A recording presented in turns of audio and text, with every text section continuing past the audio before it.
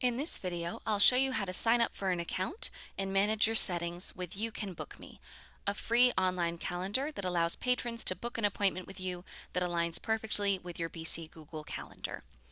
We'll begin at youcanbook.me. We'll click Sign Up. You have several options to sign up, including signing up with an email address. Because we want this to integrate with your BC Google Calendar, we're going to choose Sign Up with Google. You can choose which Google account you would like this to be linked to. You should choose your BC account. Because I already have an account with my BC email, I'm going to choose a demonstration email address that is also at Gmail. It's going to ask for permission to access your calendar, which is really essential for the function of this website. It's going to block off time when you already have commitments in your calendar and seamlessly add appointments to your calendar as they are booked. So we are going to click Allow. YouCanBookMe will now ask for some information about you. You can add Boston College as your company name, and then you need to indicate a field as your role. So I chose education and university/college. We'll agree to the terms and click Continue. And now it's time to set up our first booking page. The booking page is the website where students and faculty will be able to access your calendar and book an appointment.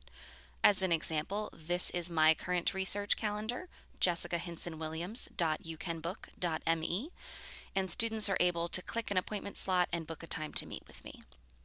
So we'll set up our landing page as well. The first piece of information you'll need to provide is the title for your page. Mine says Research Appointments with Jessica because I almost exclusively meet with students, but you can choose whatever works for you. I'll just write Research Appointments. And you'll also need to choose a URL for your page. Because this is how most folks will end up at your calendar, you'll want to make this specific and probably fairly memorable. My BC account is just jessicahinsonwilliams.youcanbook.me.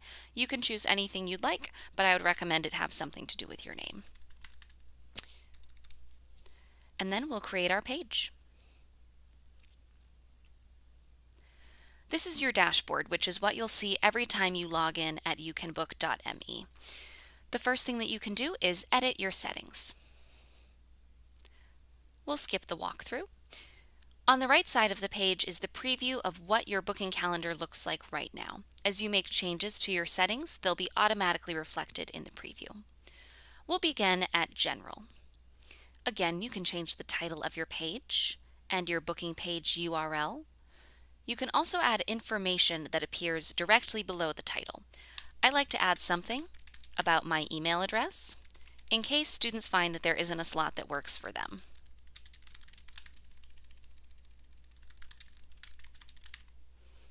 And it will automatically save your changes, and they'll be reflected over here in the preview.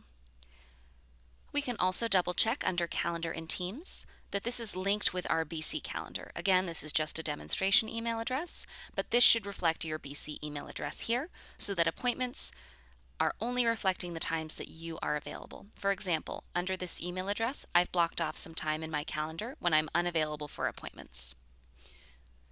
You can also set up your times and availability in the settings. Under Availability, you can click Edit to change your working hours and days.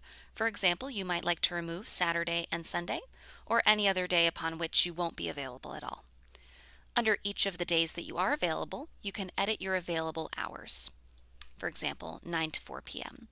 You can copy these to all days, or you can individually edit days. For example, if you have one evening that you have an evening commitment that makes you leave earlier than others, you can leave that as different from the other days. You can also add a break, which will apply to all of the days that you have availability for. For example, if you'd like to take lunch from 12 p.m. to 1 p.m. every day and don't want to be booked during that time, you can add that information and it will be reflected in your calendar. So as we can see over here, I do not have any 12 p.m. appointments because I will be taking lunch. You can also change the appointment duration in the settings. The automatic setting is for 1-hour appointments. And with the free account, you have a 14-day trial of the Pro. You can go up to, I believe, 2 hours.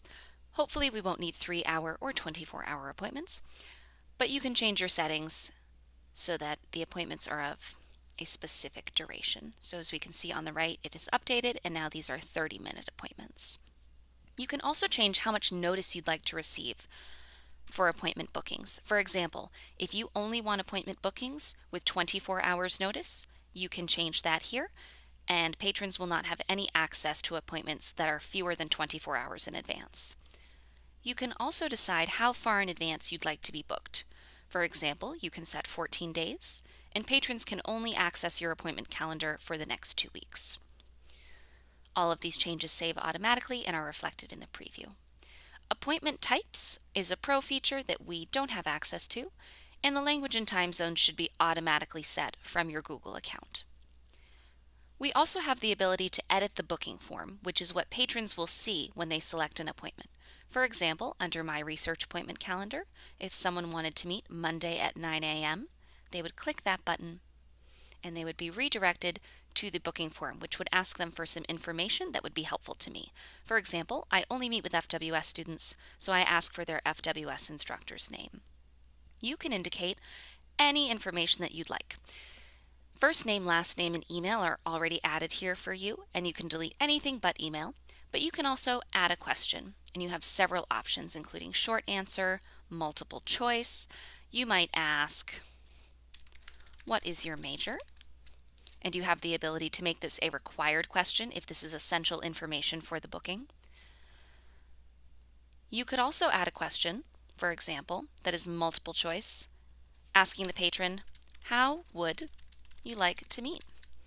And you could add something like Zoom, Google Meet, or add any other options that you're offering, such as Skype. And then you can save these changes. And again, they'll be reflected on the preview, and you can see what the patron will see.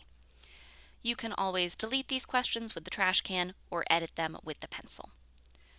After the booking, the patron will receive a confirmation email, and again, you have the ability to add or remove information from this. It will pull information from the booking, including their name and the start time of the appointment, but I occasionally like to add in a line that says something about confirming with me or getting in touch with me in the interim via email if anything changes. Contact me at hinsonway@bc.edu if anything changes. And then you can save these changes, and again, the email will be updated. We don't need to use the Payments tab. That's a Pro feature anyway, and probably not something we need access to. Under Notifications, you have the ability to change who is notified and how at certain points. For example, when a booking is made, we are emailed, the patron is emailed. If things are rescheduled, the same, we are both emailed. And you can also set up a reminder before the booking for the patron. If you click on this, you can choose, using this drop-down menu, how far in advance you'd like this email to be sent. For example, 1 hour, 30 minutes, 1 day. And then you have the ability, again, to edit this email. All changes will be saved, and you can see what the patron will see. Under Styles and Appearance, for the first 14 days, you will have the ability to choose a different color for your page. But this is a Pro feature, and this is the default setting that you'll have access to in the future. The final feature that I'd like to point out is the ability to embed a booking button in your LibApps profile. This means that patrons will see a direct link to your research calendar on any page where your librarian box appears. For example, under my LibApps profile, in my box there is a Book Now button. If a patron were to click that, they would automatically be redirected to my research calendar. To add this to your LibApps box, you're going to scroll down under My Profile to Widgets, and you're going to add Other Widget Code. The code that you'll need under Share and Embed is the button code. We'll copy this code, and you'll paste it right here in this Other Widget Code box, and I would recommend selecting Display in Page and Box, which means that on any page where your librarian box appears, patrons will see this button. We can click Check, and it will add it to my librarian box.